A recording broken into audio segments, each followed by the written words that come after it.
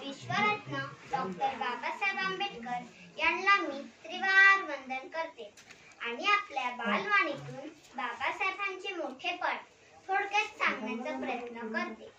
एकदा इलाका शहर दंडाधिकारी चिमनलाल यांच्या अध्यक्षतेखाली बाबासाहेबांचे अभिनंदन करण्यासाठी कार्यक्रम घेण्याचे ठरविले. संमती घेण्यास लोक गेले असता तेव्हा बाबा नम्रपणे म्हणाले की मला मानपत्र नको, मी तुमच्यावर उपकार करण्यासाठी शिकलो नाही, मला संधी मिळाली म्हणून मी शिकलो. माझ्याप्रमाणे इतरांनाही संधी मिळाली तर तेही माझ्यासारख्या मोठ्या परीक्षेत पास होतील. तेव्हा तुम्ही माझ्या मानपत्रासाठी जो पैसा जमविला असेल तो पैसा आपल्या अस्पृश्य जातीतील लायक विद्यार्थ्यास देण्यास उपयोगात आणा. केवढे हे थोर पाटील.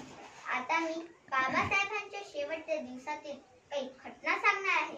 बाबासाहेब 1 डिसेंबर 1956 रोजी सकाळी बुद्धमूर्ती समोर गुडघे टेकून बसले व 3 वेळा अभिवादन केले.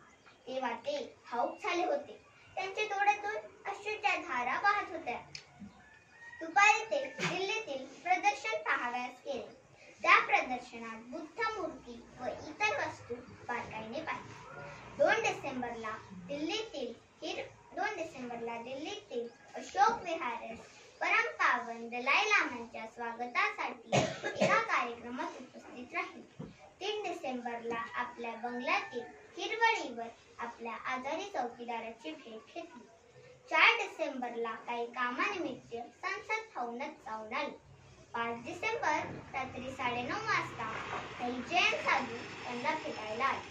जैन साधूंनी बाबासाहेबांना जैन और बुद्ध ग्रंथ भेट देऊन बौद्ध धर्म स्वीकारण्याची इच्छा दाखवली. नंतर बाबांनी धम्मगाथेची रेकॉर्ड ऐकली.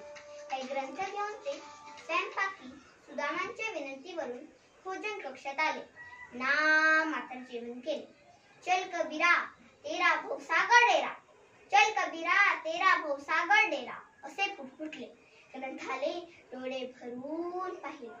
काही ग्रंथ घेऊन ते शयन कक्षाकडे गेले. 6 डिसेंबर 1956 रोजी आपल्या महामानवाचे महापरिनिर्वाण झाले. बाबांना शांत व स्वतंत्रपणे कधी जीवन जगताच आले नाही.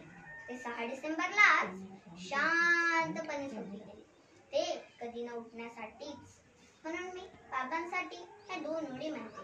भक्ती भाव श्रद्धा सुमने तुला अर्पितांना, भक्ती भाव श्रद्धा सुमने तुला अर्पितांना, कंठ दाटुनी आमचा पुरे लोचनांना, पुरे लोचनांना.